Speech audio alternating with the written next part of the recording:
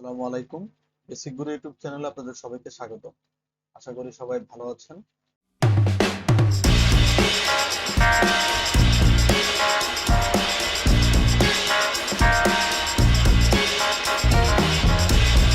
আজকে আমরা দেখব যে মাইক্রোসফট এক্সেলে কিভাবে আমরা একটি ক্যাশ মেমো তৈরি করতে পারি।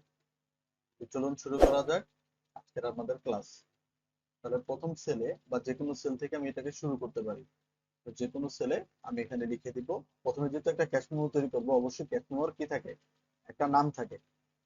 তাহলে সেই নামটা আমরা এখানে লিখে দিব।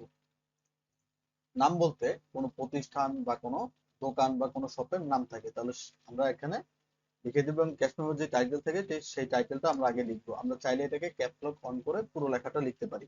তাহলে প্রথমে আমি লিখলাম ক্যাশ মেমো। এরপর আমি সেকেন্ড সেলে চলে যাব। সেকেন্ড সেলে আমি অ্যাড্রেসটা লিখে দেবো, যেহেতু একটা ক্যাশ মেমোর সরি অ্যাড্রেস না, আমরা এখানে লিখবো প্রতিষ্ঠানের নাম। তাহলে আমরা লিখলাম সানএক্স কম্পিউটার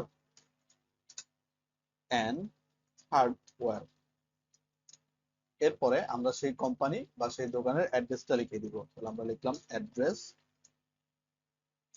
সাভার থানা স্ট্যান্ড বিসাইড লাজ ফার্মা। লিখে দেওয়ার পরে বা যে কোনো অ্যাড্রেস হোক আপনাদের, সেটা লিখে দিবেন। দেন আমরা নিচে লিখবো ফোন নাম্বার বা কন্ট্যাক্ট নাম্বার। আমরা লিখলাম এখানে ফোন নাম্বার। দেন একটা যে কোনো পজিটিভ নাম্বার আমরা এখান থেকে দিয়ে দিব। এরপর এখন আমার যেই ক্যাশ মেমো থাকবে তার মেন মেন জিনিসগুলো, যেগুলো আমাদের টাইটেল থাকবে, সেগুলো আমাদের বাড়ানোর প্রয়োজন নাই। আমরা চাইলে এখান থেকে সাইজটা একটু বড় করে দেখতে পারি। তো আমরা এখন লিখবো, যেহেতু একটা ক্যাশ মেমোতে প্রথমের দিকে সিরিয়াল থাকে, দা সিরিয়াল নাম্বার। এরপরে আমি ট্যাব দিব, আমি পরের সেলে চলে যাব। আমরা এখান থেকে ওই সেলটা বাড়ায় বা বড় করে নিতে পারি। এরপর আমরা এখানে লিখবো প্রোডাক্ট নেম। এরপর আমরা এই সেলটাকেও একটু বাড়াবো বা বড় করব। তৃতীয় নাম্বার সেলে আমাদের থাকে কোয়ান্টিটি। কোয়ান্টিটি এক একটা সেলে বা এক একটা ক্যাশ মেমোতে এক এক ধরনের সিস্টেম থাকে। তো যেটা বেসিক সিস্টেম অথবা যে বেসিক জিনিসটা লাগে সেটা আমরা দেখবো আজকে। এরপর আমাদের থাকে রেট। রেট হলো মানে দর, এক পিসের দাম বা একটা প্রোডাক্টের দাম। এরপর আমাদের থাকে অ্যামাউন্ট।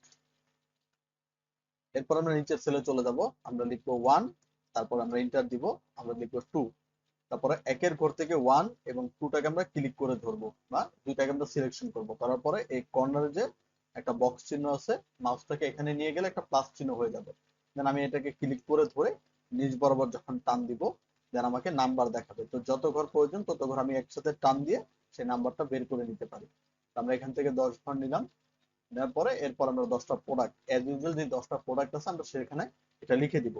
তো আমরা যেহেতু একটা সানেক্স কম্পিউটার এন্ড হার্ডওয়্যারের দোকানের করতেছি, তো আমরা একটা আইটি বা কম্পিউটার প্রোডাক্টের জিনিসগুলোই লিখবো।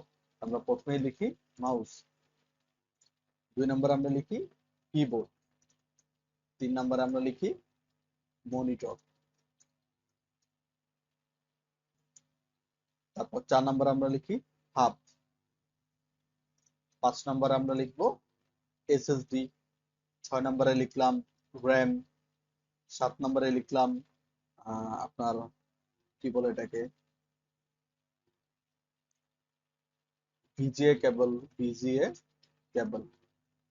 তারপরে আপনার 8 নম্বরে লিখলাম এইচডিএমআই কেবল। এরপরে আমরা 9 নম্বরে লিখতে পারি ইয়ারফোন। এরপর আমরা 10 নম্বরে লিখতে পারি ইউএসবি। এরপরে আমরা কোয়ান্টিটি লিখবো যে আমি মাউস 12 পিস বিক্রি করেছি অথবা কিনেছি, কিবোর্ড 6 পিস এবং মনিটর 3 পিস, হাব 4 পিস। এভাবে আমরা SSD 2 piece, RAM 4 piece, VGA cable 12টা, এইচডিএমআই কেবল 24টা, এরপরে ইয়ারফোন 24টা, ইউএসবি আমরা রাখি 18টা। তো এইভাবে আমি যে কোনো এটা করতে পারি। আমি এসএসডি চাইলে বাড়াতে পারি বা কমাতে পারি, আমাদের ইচ্ছা মতো আমরা এখান থেকে যে কোনো একটা কোয়ান্টিটি নিয়ে নিব। দেন আমরা রেটের ঘরে যাব।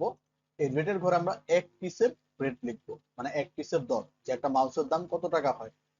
তাহলে আমরা অ্যাজ ইউজুয়াল একটা মাউসের দাম 650 টাকা, কিবোর্ড আমরা রাখি 700 টাকা, এরপরে আমরা মনিটরে রাখি 4,500 টাকা, হাব রাখি 2500 টাকা, 250 টাকা, এসএসডি একটা রাখি 2500 টাকা, র্যাম নিলাম একটা 1400 টাকা, ভিজিএ কেবল একটা 250 টাকা, এইচডিএমআই কেবল একটা 700 টাকা, ইয়ারফোন একটা নিলাম আমরা 250 টাকা, ইউএসবি একটা নিলাম 120 টাকা।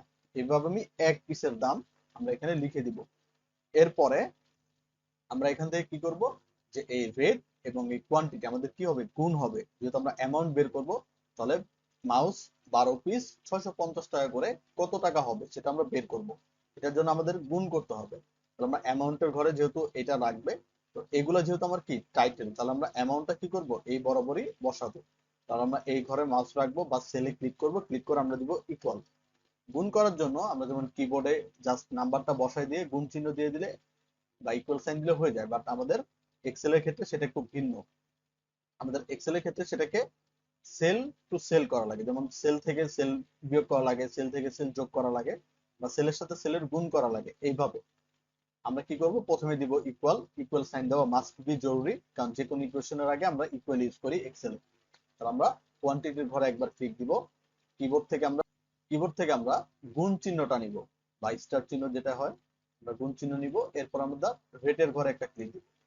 তার মানে কোয়ান্টিটি গুণ রেট। এখানে সেল নাম্বার দেওয়া আছে যে C6, তাহলে আমরা যে কোয়ান্টিটি আছে সেটা আমার C6 নাম্বার সেলে আছে এবং D6, আর যে রেট আছে সেটা আমার D6 এ আছে। জাস্ট আমরা এখান থেকে ইন্টারপ্রেস করব। ইন্টারপ্রেস করলে আমার এক পিসের দাম এখানে বের করে দিবে। এক্সেলের সহজ একটা পদ্ধতির মধ্যে যে আমরা যদি একজনেরটা বের করি বা একটা বের করি, তাহলে আমি অটোমেটিক ভাবে বাকিগুলো সব পেয়ে যাব। আমরা প্রথম যেটা বের করছি সেটার পাশেও দেখেন প্রত্যেকটা সেলে একটা করে এরকম ছোট বক্স চিহ্ন থাকবে। তো আমরা মাউসটা যখন এই বক্স চিহ্নের মধ্যে নিয়ে যাব, একটা প্লাস চিহ্ন আসবে, জাস্ট ক্লিক করে ধরে আমি 10টা প্রোডাক্ট বা যে পর্যন্ত আমার প্রোডাক্ট থাকবে সেই পর্যন্ত আমি জাস্ট নামিয়ে দিব। এটার মানে হলো প্রথমটাকে আমি কপি করে সবগুলোর মধ্যে নিয়ে নিলাম। এক্সেল এটাকে বলা হয় কপি করা। যেহেতু আমি কি করলাম, 10টা প্রোডাক্টের রেট আমি বের করলাম আলাদা আলাদা, তো আমরা এখন এটার টোটালটা বের করবো যে 10টা প্রোডাক্টের রেট টোটাল কত টাকা হয়েছে। আমরা রেটটা যেখানে খুশি বা সেখানে ইচ্ছা বসাইতে পারি। তো আমরা এখানে টোটালটা বের করবো, যেহেতু রেটের নিচে আমি টোটালটা বের করতে পারি, আমি লিখলাম TOTAL টোটাল। এবং এই অ্যামাউন্টের ঘরে আমি কি করব, আমার টোটাল অ্যামাউন্টটা নামাবো বা টোটালটা নামাবো। তাহলে আমরা অ্যামাউন্টের ঘরে বা শেষের সেলে এখানে ক্লিক করলাম। ক্লিক করার পরে আমরা এখন দিলাম ইকুয়াল। যোগ করার ক্ষেত্রে আমরা চাইলে যে এই সেল প্লাস এই সেল প্লাস এই সেল এভাবে যোগ করতে পারি, বাট যদি আমার কাছে অনেকগুলো অপশন থাকে বা অনেকগুলো যোগ করার প্রয়োজন হয়, তো আমরা এখানে ইউজ করি সাম। তাহলে আমরা দিব ইকুয়াল SUM সাম। সাম দিয়ে দিব ফার্স্ট ব্র্যাকেট। দেন আমরা যে 10টা প্রোডাক্ট আছে এই 10টা প্রোডাক্টকে একসাথে টান দিব বা সিলেকশন করব, করার পরে ব্র্যাকেট ক্লোজ করে যখন আমি ইন্টার দিব তখন অটোমেটিক ভাবে সেই যোগফলটা আমাকে দিয়ে দিবে। 10টা প্রোডাক্টে যে যোগফল থাকবে সেটা আমাকে দিয়ে দিবে। অথবা আমি এখান থেকে ডিলিট করে দিই। আমি এই যে এখানে দেখেন কর্নারে অটো সাম আছে, যদি আমি অটো সামের অ্যারো বাটনে ক্লিক দিয়ে সামে ক্লিক করি, তাহলে আমার অটোমেটিক ভাবে যদি সিরিয়াল ওয়াইজ থাকে তাহলে এটা আসবে, যে অটোমেটিক ভাবে আমাকে দিয়ে দিচ্ছে। জাস্ট আমি এখান থেকে ইন্টার প্রেস করব, অটোমেটিক ভাবে আমার এই 10টা প্রোডাক্টের প্রাইস আমাকে টোটাল বের করে দিচ্ছে। এরপরে দেখা দেখা গেছে যে আমাদের ক্যাশ মেমোতে ভ্যাট বা ট্যাক্স যেটাই বলি সেটা অ্যাড হয়। তাহলে আমরা এখানে ভ্যাট 7 অথবা 9% রাখি। এর উপরে ভ্যাটটা কম হয় বা ভ্যাটটা 7 অথবা 10 এর মধ্যে থাকে, তাহলে আমরা 9% নিলাম, এটা আমাদের বের করা লাগবে।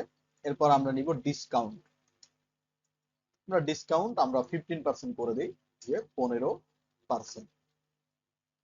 তাহলে আমরা এখান থেকে কি করব, আমরা ভ্যাটটা বের করবো। যেহেতু আমার ভ্যাট মূল টাকার উপরে বের হয়, মানে টোটাল যে 10টা প্রোডাক্টের রেট আছে সেটার যে মূল টাকাটা আছে সেটার উপরে বের হয় টোটাল টাকা। তাহলে আমি ভ্যাট বের করবো হলো ইকুয়াল, ভ্যাট বের করা বা পার্সেন্টেজ বের করার সূত্র হচ্ছে যে টোটাল টাকা গুণ আমার যে যত পার্সেন্ট ভ্যাট থাকবে। তাহলে আমি দিলাম 9% দিয়ে যখন আমি ইন্টার প্রেস করবো তখন আমার টোটাল টাকাটা বা ভ্যাটের যে টাকাটা বের হবে সেটা দিয়ে দিবে। দেন আমি চাইলে ডিসকাউন্টটাকে সেম পদ্ধতি, যেহেতু পার্সেন্টেজ আছে পার্সেন্ট বের করার সেম পদ্ধতি আমরা ইউজ করব, যে ইকুয়াল টোটাল টাকা গুণ 15%। দেন আমি ইন্টারপ্রেস করব, দেন আমার ডিসকাউন্টও বের হয়ে যাবে, একই সূত্র। এরপর আমরা টোটাল অ্যামাউন্টটা বের করব, টোটাল অ্যামাউন্ট। দেন আমরা কি করব, যেহেতু আমার ভ্যাট এবং টোটাল টাকাটা কি হবে, যোগ হবে এবং ডিসকাউন্টটা মাইনাস হবে, তাহলে আমি এখানে রাখবো ইকুয়াল, আমরা দিব টোটাল টাকা, মানে টোটাল টাকাকে ক্লিক করব, ক্লিক করার পরে প্লাস, যেহেতু ভ্যাট প্লাস হবে তাহলে টোটাল টাকা প্লাস ভ্যাট, এবং কি এই দুইটা থেকে মাইনাস হবে ডিসকাউন্ট, তাহলে আমরা দিব মাইনাস ডিসকাউন্ট, দেন আমরা ইন্টার দিব, তাহলে আমার টোটাল যে টাকাটা আসবে সেটা আমাদের বের হয়ে যাবে। আমরা চাইলে এখন এটাকে সাজাতে পারি, যখন আমার পুরো কমপ্লিট করা শেষ হবে তখন আমি চাইলে এটাকে সাজাবো। দেন আমি শেষের ঘর থেকে বা মাঝখানের যে কোনো ঘর থেকে কন্ট্রোল এ প্রেস করব, কন্ট্রোল এ প্রেস করলে দেখবেন আপনার পুরো এটা সিলেক্ট হয়ে যাবে। দেন আমি এখান থেকে নিব বর্ডার বা বটম বর্ডার, যেটা বলি বটম বর্ডার থেকে আমরা নিব অল বর্ডার। অল বর্ডার করার পরে দেখবেন আপনার লেখার যে বর্ডার বা সেলগুলো আছে সবগুলো বর্ডার হয়ে গেছে। দেন আমরা এখান থেকে নিব মিডল অ্যালাইনমেন্ট, তাহলে দেখবেন প্রত্যেকটা লেখা আপনার মিডলে চলে গেছে। দেন ক্যাশ মেমো, তারপরে অ্যাড্রেস যেগুলো ছিল এগুলো আমরা প্রথম সেল থেকে অ্যামাউন্ট পর্যন্ত সিলেক্ট করব, যেহেতু অ্যামাউন্ট পর্যন্ত আমার শেষ, এরপরে আর কোনো সেল হয় নাই, বা অ্যামাউন্টের ঘর থেকে আমি ক্লিক করে প্রথম ঘর পর্যন্ত এগুলো সিলেক্ট করে আমরা চলে যাব মার্জ এন্ড সেন্টারে।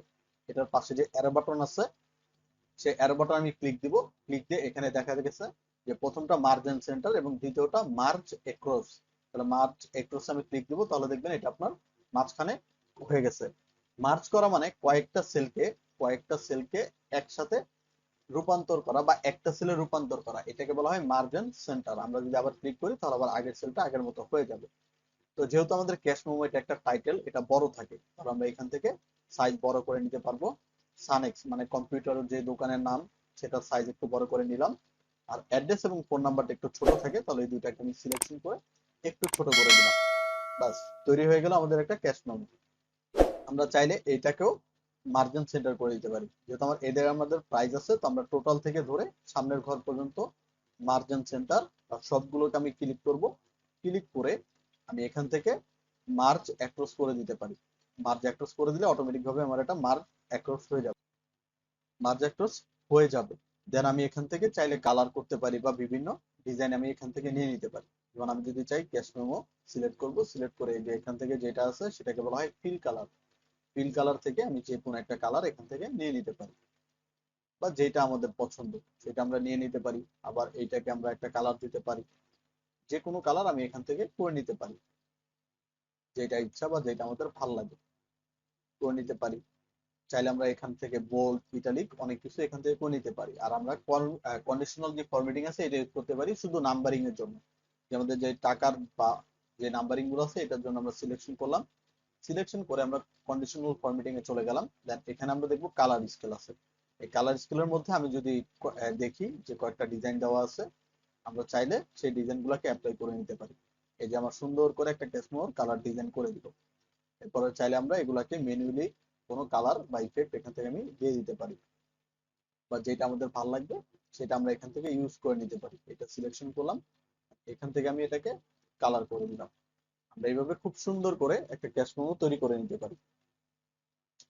আমরা চাইলে এই লেখা বা প্রোডাক্ট নেম গুলাকে সিলেক্ট করে আমরা বিভিন্ন ধরনের কালার এখান থেকে আমরা দিয়ে দিলাম, তাহলে অটোমেটিক ভাবে সেই কালার গুলা আমরা এখান থেকে নিয়ে নিতে পারি। এটা এরকম সুন্দর দেখা যাচ্ছে। তো আজকের ক্লাস ক্যাশ মেমো পর্যন্তই, নেক্সট ক্লাসে আমরা অন্য একটা ডিজাইন দেখবো বা অন্য একটা কাজ দেখবো। সবাই সুস্থ থাকবেন, ভালো থাকবেন। আসসালামু আলাইকুম।